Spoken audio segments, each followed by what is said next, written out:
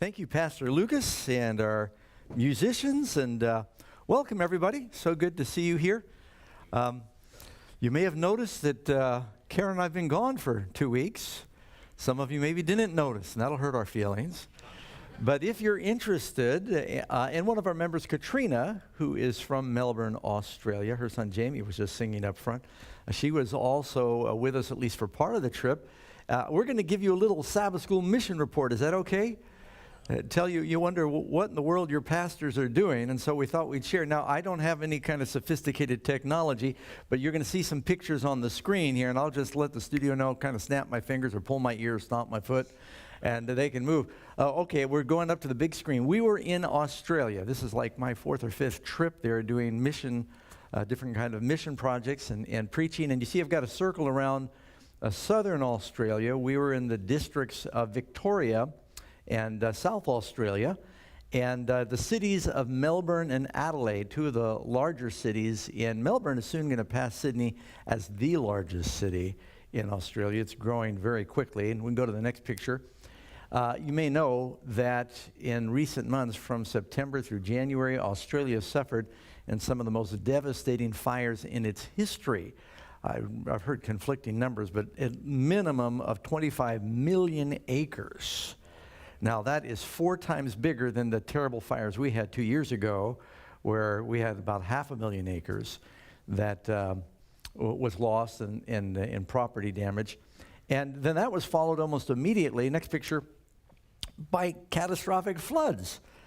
And I looked at the news yesterday, and now southern Australia is having another heat wave, and they're afraid they're going to have fire problems again.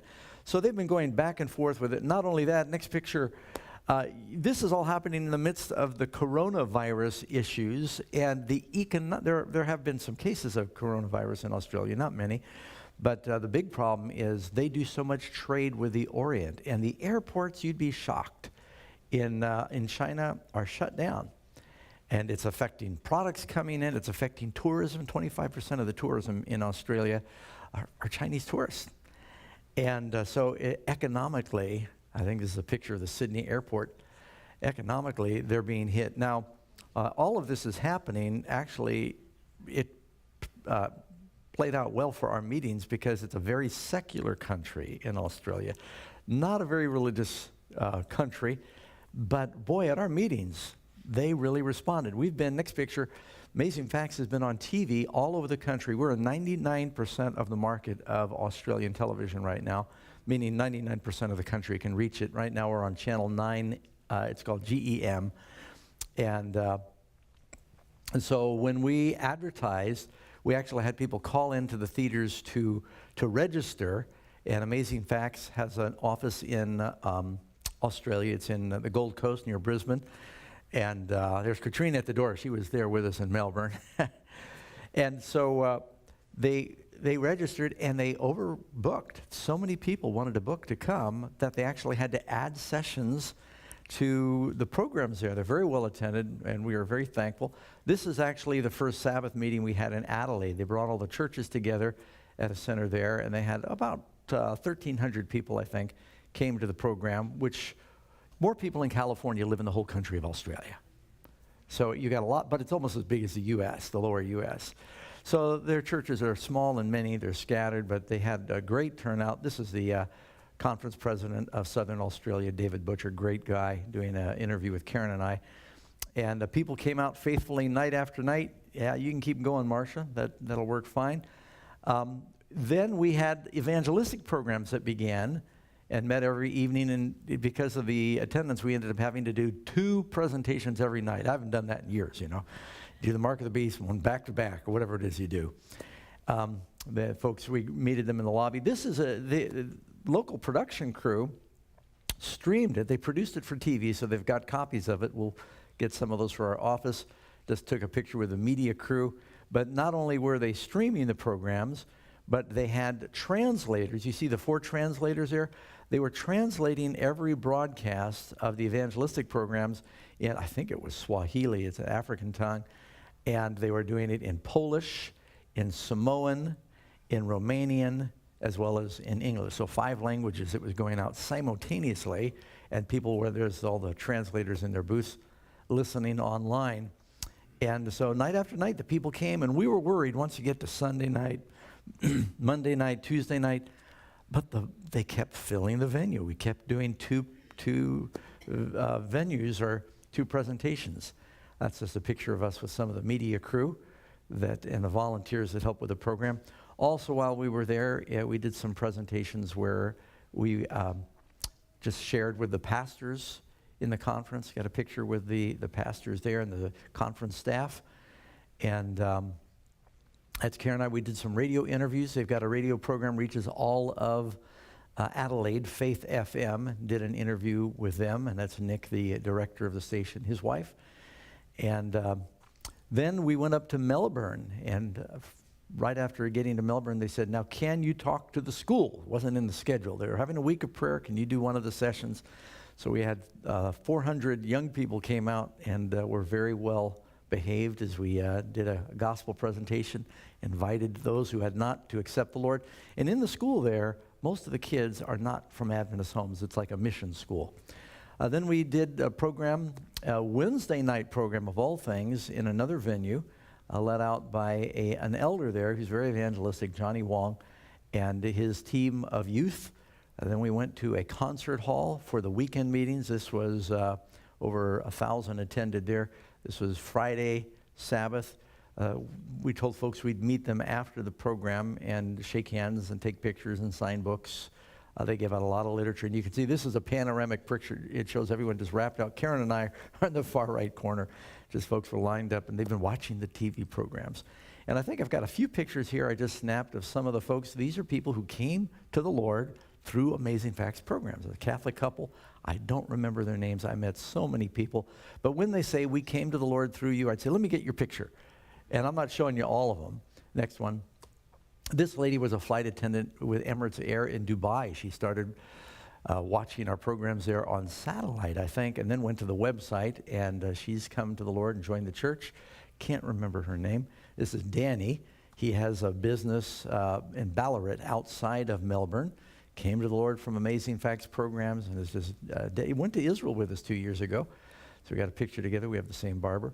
And this is a lady named is Susan from China, and her daughter. And came to the Lord just watching the websites and reading the material, and was baptized subsequently. Far left in that picture is Charmaine. She's with our Amazing Facts Oceania office. And next picture, this is a doctor who flew from New Zealand for our meetings in Melbourne and came back to the Lord. He was raised in Adventist, had drifted away, came back to the Lord. Stan, and that's his fiancee. She studied her way in, was baptized. Venus is her name. And many others. I don't have time to show you all, but so I just wanted to see some samples of pictures. A Chinese couple. This I thought was neat. They showed me they had read the Caveman book. I'd never seen this version. It's in Chinese, it's Mandarin, and it's in English and Mandarin. So they use it to teach English over there. They're using our testimony book. I thought, that's great, whatever works. And so Karen and I took a selfie with I think it was one of the afternoon programs in the hall there. And now that we're back in Adelaide, this is from Mount Lofty. You know, Adelaide is fairly flat, but a beautiful view overlooking the city. Now, this is a picture. You're wondering where Pastor Ross is. I got this week. Pastor Ross has been in India training the Amazing Facts workers there and this is our team in India.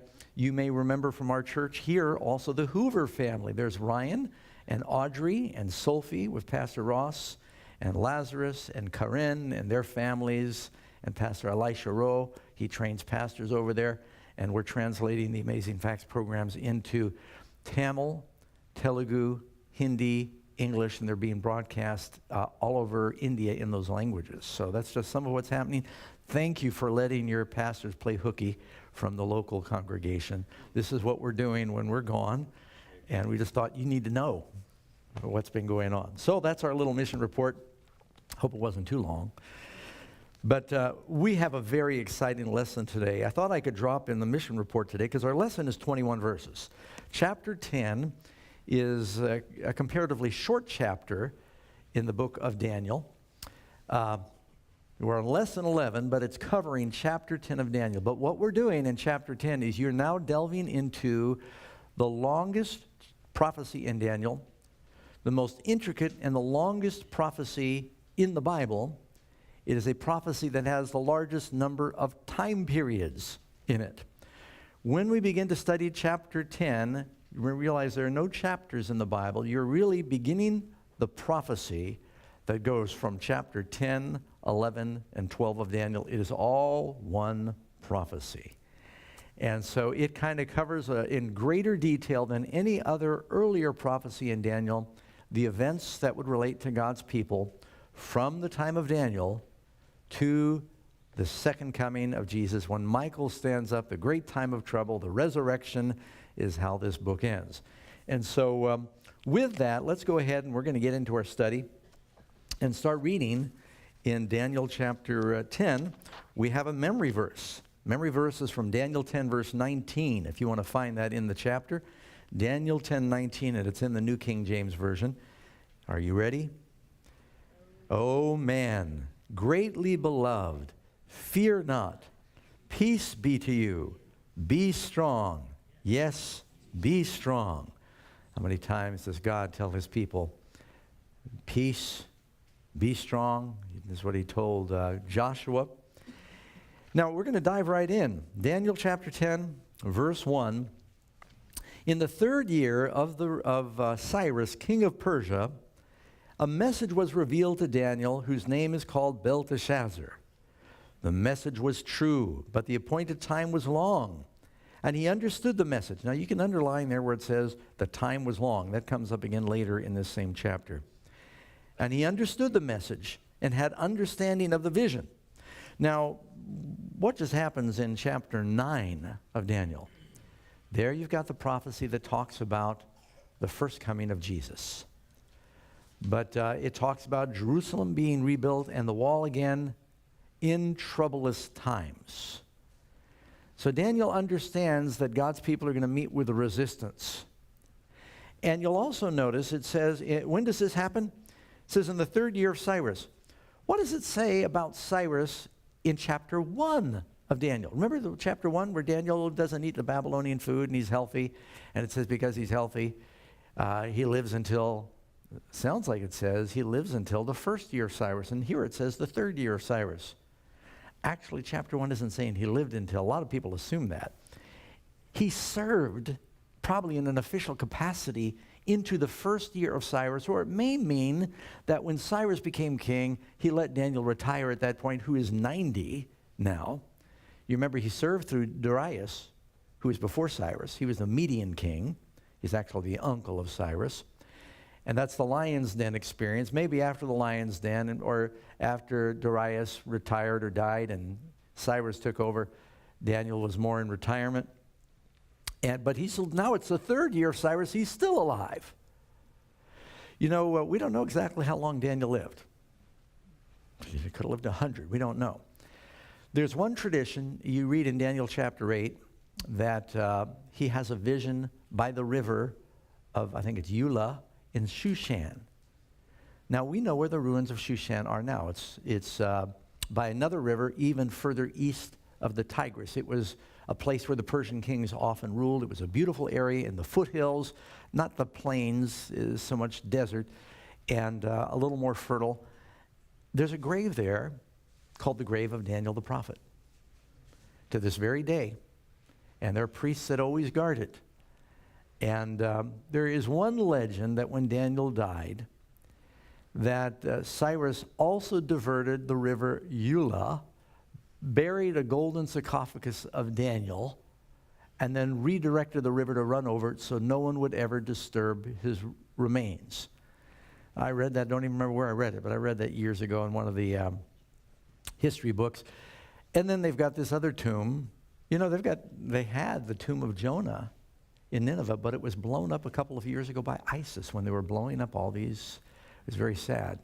They had they say it's where Jonah was buried. No, we don't know that. It could have been a legend.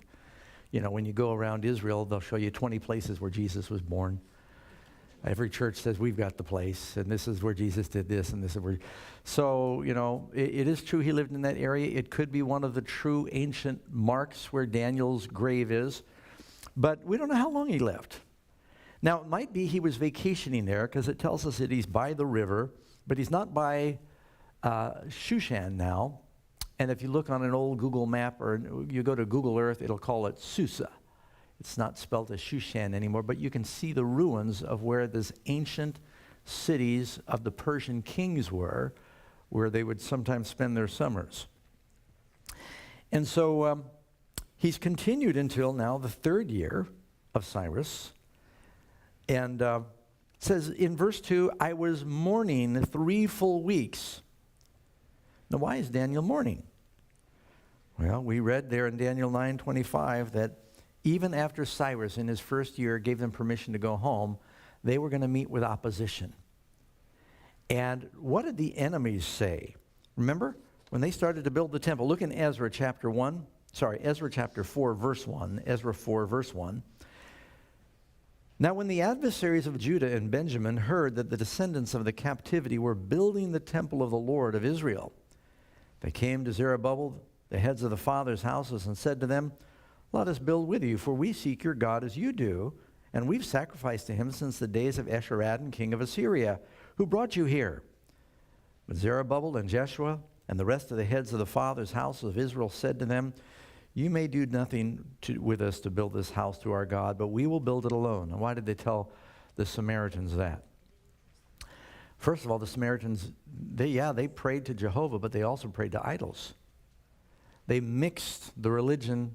You remember when these Assyrians were put up in northern Israel by the king, lions were attacking them. They said, why are these lions attacking us? They said, well, we don't know the ways of the God of the land that used to live in, the people used to live in northern Israel.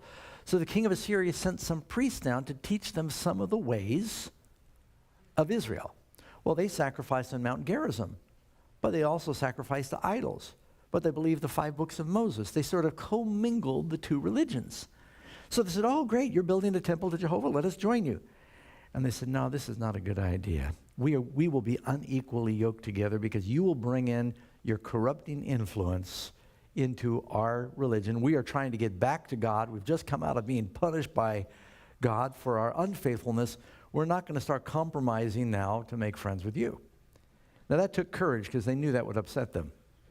And it did. And from that day until the time of Christ, the Jews and the Samaritans, the people from Samaria up north, the quasi-Assyrians that also believed a little bit about Jehovah, they were at odds with each other for hundreds of years. This is where it all happened. But notice what happened then. It said, we will build our house. Verse 4, the people of the land then tried to discourage the people of Judah, and they troubled them in building, and they hired counselors against them to frustrate their purposes all the days of Cyrus. They were sending letters to King Cyrus, king of Persia, even until the reign of Darius. This is a second Darius. I think his name was Cambyses, of Persia. And so they are now trying to build the wall in troublous times. Cyrus is being tempted to rethink his giving permission and support for the rebuilding of the temple. And this is why a spiritual battle rages in chapter 10. Daniel realizes Cyrus is reconsidering his support because he's getting reports that the Jews are rebuilding to rebel. So Daniel sets his heart to pray, and he's mourning. And he mourns for 3 weeks, 21 days. And you can read in Psalm 42, verse 9. It says, I will say unto my God, why hast thou forgotten me? I go mourning because of the oppression of the enemy. And you can read in Daniel 10, verse 13. He says, the prince of the kingdom of Persia withstood me 21 days. How long was Daniel praying? 3 weeks. How long was there this spiritual battle between the prince of the kingdom of Persia and the Lord? 21 days. So Daniel is praying on earth about a spiritual battle that is raging over God's people. Do the prayers of God's people affect kingdoms? They do. Can we offer just brief flippant prayers? Or is Daniel engaging in fasting and prayer? And he's not fasting and praying a day or two. He's fasting and praying 3 weeks. Now, he's an old man. He doesn't do a complete no-food fast. says he ate no pleasant thing. And I think I might be getting ahead of that. You go to verse 3, I ate no pleasant food or meat or wine came into my mouth, nor did I anoint myself at all till 3 whole weeks were fulfilled. Now, doesn't Jesus say when you're fasting, comb your hair, assuming you have some, anoint yourself, wash your face, don't go around trying to look like you're fasting? Some of the Jews took the statement of Daniel here where he says he didn't anoint himself, and that was their reason for looking as disheveled and unkept as possible while they were fasting. When it says he didn't anoint himself, Daniel's not saying that he tried to look as slovenly as he could. He's just saying, I humbled myself. Sometimes they wear sackcloth and ashes when they were fasting and praying. No fancy clothes. They're wanting to humble themselves before God. He's eating just the bare necessities to give him human strength because he's old. But he's really seeking after God during this time. Nehemiah 1:4, just a similar time of prayer and fasting. Nehemiah says, so when I heard these words, I sat down and I wept when he hears about the walls of Jerusalem broken down. And I mourned for many days, and I was fasting. Here's Nehemiah fasting for many days, that the walls would be rebuilt. While Daniel's fasting, the temple will be rebuilt, and the people will be supported by the king. Nehemiah is doing the same thing. Did God answer Daniel's prayer? He does. You know how the story ends. Does he answer Nehemiah's prayer? Does Nehemiah get sent to rebuild the walls, and do they get rebuilt? Yeah. So does the Lord answer prayer and fasting? He does. And he said, I pray, Lord God of heaven, O great and awesome God, you who keep covenant and mercy with those who love you and observe your commandments, please let your ear be attentive and your eyes open that you may hear the prayer of your servant, that I pray before you now, day and night, for the children of Israel, your servants, and confess the sin of, so part of his repentance and fasting is confession of sin, of the children of Israel, which they have sinned against you, both my father's house and I have sinned. It was corporately. You know, in Daniel chapter 9, he says, why was confessing my sin and the sin of my people? It's fasting and praying. In Isaiah, when he sees the Lord, he says, woe is me, I am a man of unclean lips, and I dwell in the midst of a people of unclean lips. His sin, the sin of the people. You know, in the Lord's Prayer, it never says I, me, my, mine. It says us. So as God's church, we should care about each other's relationship with the Lord, not just our own. So we're finding out what happens. It's telling you something about when it happens. It tells you where it happened. All right, when did it happen?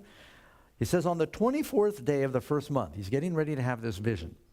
24th day of the first month. Now, he's fasting 21 days. That's how long he fasted. That has nothing to do with the calendar, okay?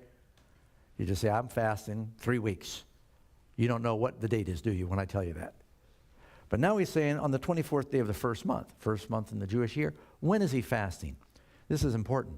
This vision comes during the Passover. When did Jesus die? During the Passover. So it's making a point of saying he's thinking about the great deliverance of God's people out of Egypt. And now he's looking at them trying to get reborn as a nation. They're going through similar birth pains. They're trying to build. They've got the opposition of the Samaritans and the other nations around them. You remember, you read in Nehemiah, it wasn't just Samaritans. It was the Arabians.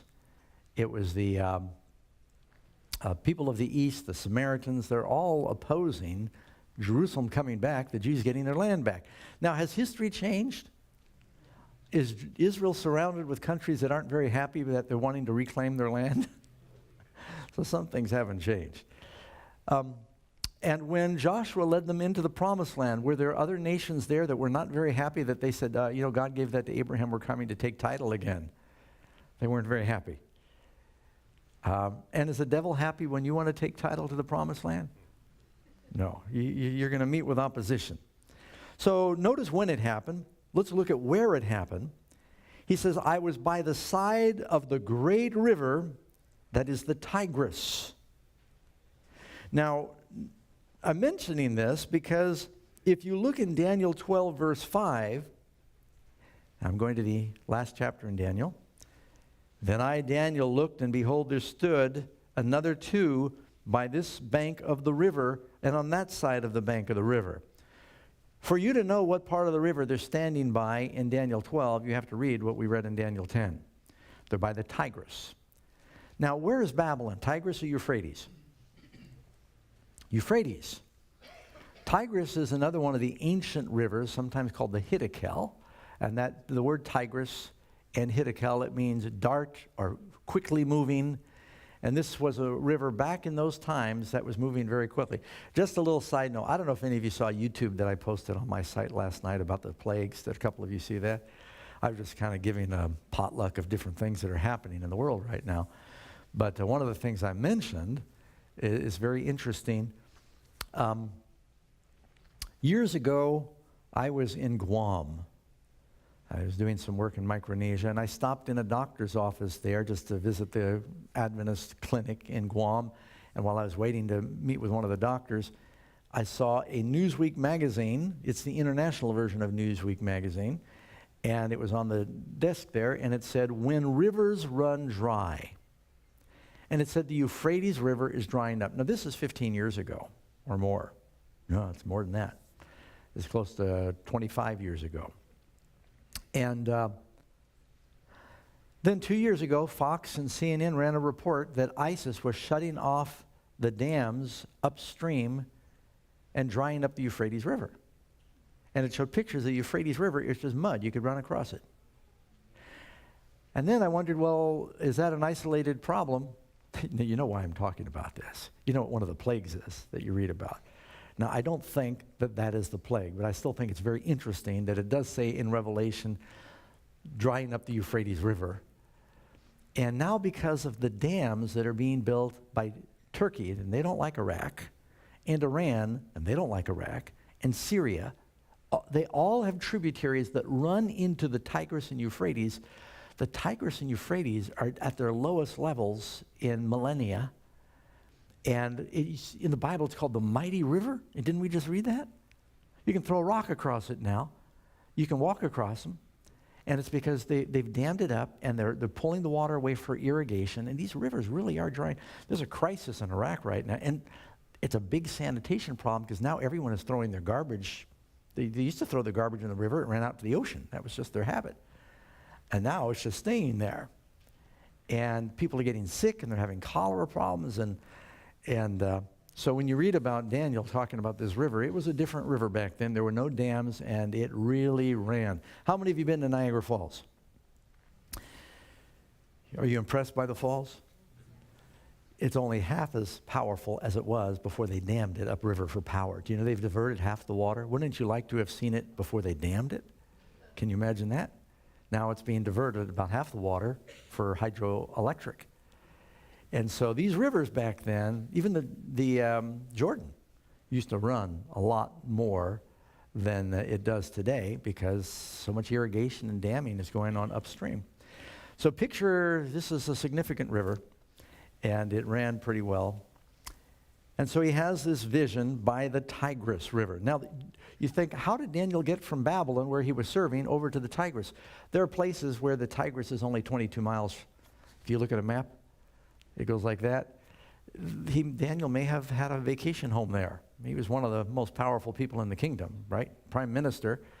And he's old. Maybe it was a good place to go for the season. But anyway, he's spending time in prayer, and he may have been there. It's only 22 miles away in places.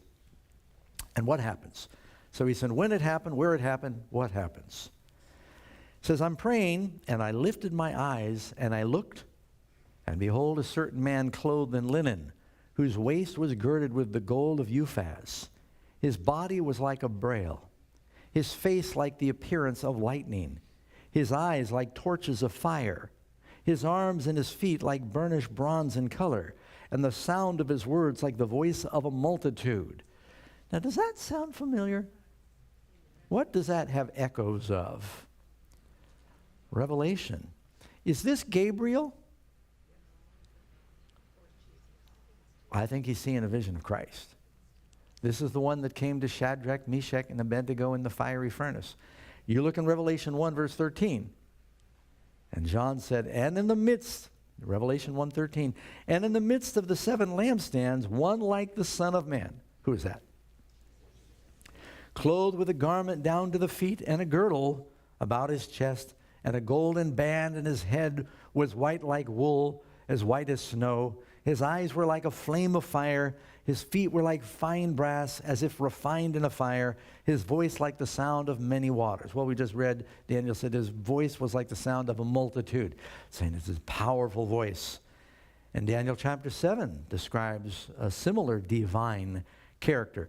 Now, Daniel talked to angels all the time, like you and I are talking. But this personage must have been more important than an angel, because Daniel falls on his face and can't get up. He's seen the glory of God. This is the one that made Isaiah fall down and say, woe is me. Look in Ezekiel 1:26. And above the firmament over their heads was the likeness of a throne in appearance like a sapphire stone. On the likeness of a throne, it was like the likeness of the appearance of a man high above it. Also from the appearance of his waist upward, I saw as it was the color of amber, with the appearance of fire all around within. And the appearance was from his waist downwards, as it were, the appearance of fire with brightness all around, like the appearance of a rainbow in a cloud on a rainy day. So was the appearance of the brightness, the glory, all around it. It was the appearance of the likeness of the glory of the Lord. So this is another, he's seen the glory of God in this vision. Now it tells us not only where it happened, when it happened, what happened. It says with who it happened. Is Daniel alone, or does he have some attendants with him when he has this vision?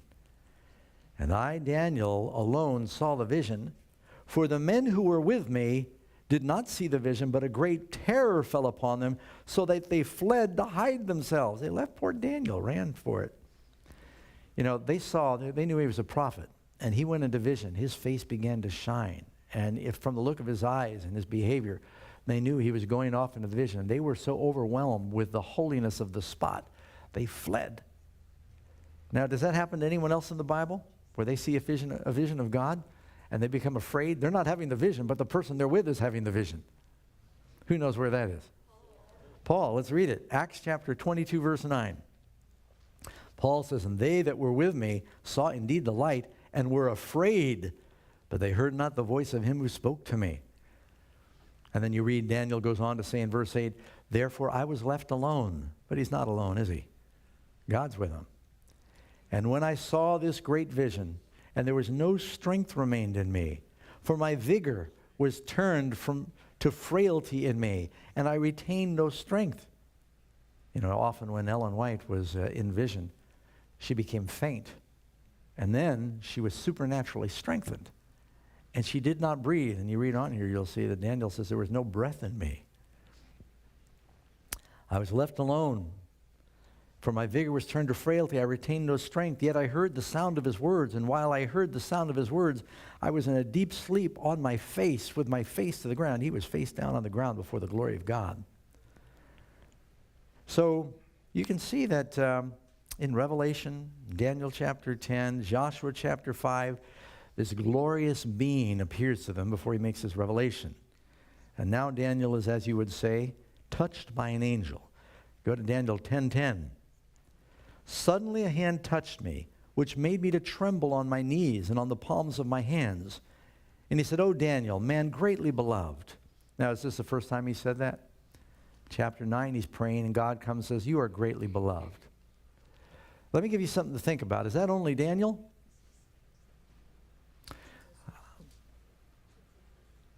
When Jesus was baptized, and I'll maybe repeat this at the baptism today, this afternoon in Folsom, if any of you are there, what did the voice say from heaven? This is, what's the rest of it? In whom I am well pleased, my beloved Son, in whom I am well pleased. Was Jesus baptized for his sins? Or is he partly baptized as an example for you and I? When we are baptized and all our sins are washed away, how does God look upon us? Greatly beloved. And if we are spending time in prayer for God's people, and if we're walking with the Lord like Daniel, you are greatly beloved. If you've been washed from your sins, he looks upon you as greatly beloved. He's highly pleased with you. I'll never forget doing a meeting in Santa Rosa years before, and one of the members, a young lady that was helping support the meetings, I was doing this subject, she broke down and started crying. And I talked to her later and said, you all right? She said, yeah, she's collecting herself, trying not to cry while she's talking to me. She said, I've been a member of the church all my life, but I always thought God was mad at me. She says, this is the first time I realized that God could be pleased with me. He wants us to know he's washed away our sins. God doesn't want to be mad at you all the time anymore, and you want to be mad at your kids all the time. How many of you had a father you felt like he was always mad at you? I did. And then I heard one of my kids say that to me once. I thought, oh, yeah, it seems like you're always mad. I said, oh, no, I don't want to be like my dad. God wants us, he wants to be pleased with us. And so he says, you are greatly beloved. From the beginning of your prayer, I listened. So I stood trembling. I'm in verse 12. He said, do not fear, Daniel. For from the first day that you set your heart to understand, to humble yourself before God, your words, what is his words? Your prayers were heard. When did his prayer get heard? After 21 days? First day. So when you start to pray, does God listen? Do you have his undivided attention? Because of your words. But. Now when that happens, he says, God heard your prayer. This is really shocking to some people. But, verse 13, the prince of the kingdom of Persia withstood me 21 days. Who is the prince of the kingdom of Persia? You would think, well, isn't that Cyrus? Didn't we just see Cyrus was king? I believe it's talking about the devil. The word there, prince, it's not talking about King Cyrus. It's talking about the ruler or a principality who was seeking to manipulate. Now, you see this through the Bible. When you look, for instance, how many of you know some of these great scriptures that talk about the devil? For instance, you look in Isaiah 14:12, where it says, how you are fallen from heaven, O Lucifer, son of the morning. How does that prophecy begin? It says, take up this prophecy against the king of Babylon. But then Isaiah is being shown the power that was manipulating the king of Babylon. It's the devil, right? Lucifer. And then Ezekiel, you read in 28. In Ezekiel 28, when he talks about, you're the anointed cherub, I'm in verse 14 of Ezekiel 28. You're the anointed cherub who covers. I established you. You were on the holy mountain of God. You walked back and forth in the midst of the burning fiery stones. Who's he talking about? So Lucifer. How does that prophecy begin? By Ezekiel. Take up these words against the king of Tyre. Tyre was a Phoenician capital. Isaiah's talking to the king of Babylon, but then he's showing the power manipulating Babylon. Ezekiel's talking about the king of Tyre, but then he shows the power behind the king of Tyre. When you read in Revelation 12, it says the dragon tried to devour the woman, the baby, as soon as it was born. Who is that dragon? It was the devil working through Rome. Herod tried to kill Jesus as a baby. And so you'll often see, and you get to Revelation 17, this woman and this dragon are working together to manipulate the kings, right? Those 7 kings. And so you'll often see Satan's got his, you read in Ephesians 6, there's principalities and powers. Satan's got his different demons assigned to different rulers, and they're trying to manipulate earthly events. And angels are fighting on behalf of God's people in those events. Do God's angels always win? Not if God's people are not praying. Now this is some people are going to struggle with this. Not everything that happens is God's will. Why do you pray in the Lord's Prayer, thy will be done, if God's will is always done? God's will is not always done. So he tells us to pray that his will is done. And things will not happen if we don't pray that otherwise would happen if we do pray. Angels are waiting to answer prayers for us that we never pray. And sometimes angels lose battles because we don't pray very much. Have you ever thought of that? I mean, Daniel is wrestling in prayer, and finally Michael comes to answer the prayer. Now we got to get into this important part. Who is Michael? Michael is Christ.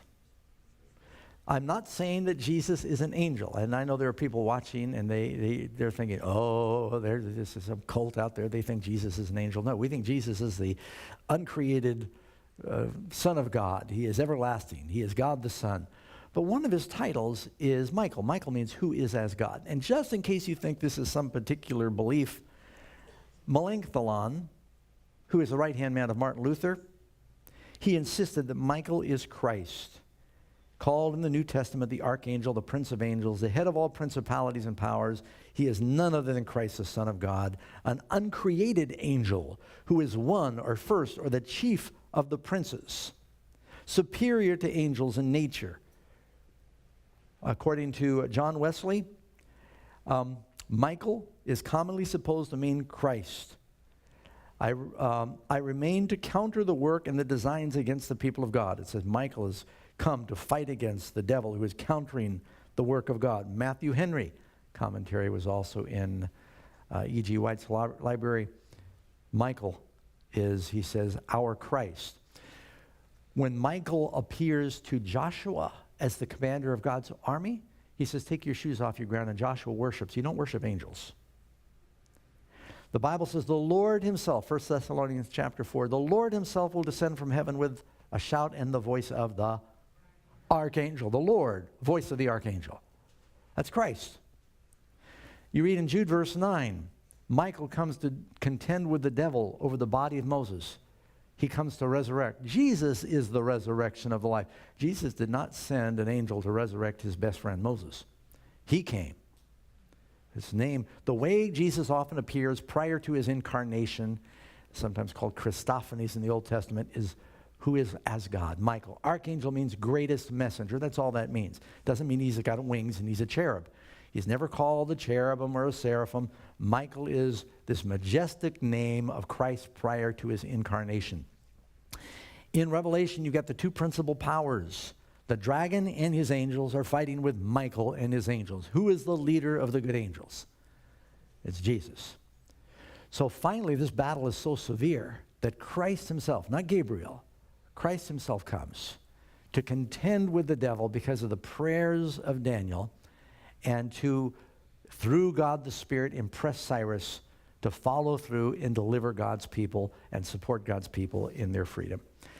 So I think this is a very encouraging point. You can read in the book Prophets and Kings. For 3 weeks, Gabriel wrestled with the powers of darkness, seeking to counteract the influences and the work and the mind of Cyrus. And all that heaven could do on behalf of the people of God was done. The victory was finally gained. The forces of the enemy were held in check in the days of Cyrus and all the days of his son Cambyses. And it's because finally Christ came to help. That's why Gabriel says, Michael came to help me. And so then you finally read on and go with me to Daniel chapter 10. Just want to make sure we get through the 21st verse. We've got like a minute here to go. He said, he was strengthened, and he said, Michael came to help me, but I will tell you what is noted in the scripture of truth. No one upholds me against these except Michael, your prince. Who is our prince? In Daniel chapter 12, Michael is called the great prince that stands for the children of thy people. And when he stands up, the time of trouble comes and all intercession ceases. Now the interesting thing is, look in verse, and I'll end with this, verse 20. Gabriel says, do you know why I have come to you? Now I must return to fight with the prince of Persia. And when I have gone forth, indeed, the prince of Greece will come. When he goes forth, meaning when I cease to contend with the prince of Persia, the prince of Greece. Now this is 200 years later. It's going to happen. His name was Alexander the Great. And this is introducing what you're going to run into now in chapter 11 of Daniel. And this is an amazing chapter, chapter 11, chapter 12 of Daniel. So this really was the introduction to the vision, and tells you about the forces that are going on spiritually. I want to remind those who are watching two things. We have a book. If you have questions about Michael the Archangel, just go to the Amazing Facts website, and you can download for free the book, Who is Michael the Archangel? And we also have a free offer that talks about this cosmic conflict between Christ and Satan. It's a DVD you'll really enjoy. And simply, it's offer number 809. And you can text SH018 to 40544. You can download and watch this online. Yes, or you can request to order one. Again, it's 866-788-3966 is the phone number. God bless you, friends, and we'll look forward to studying His Word with you again next week.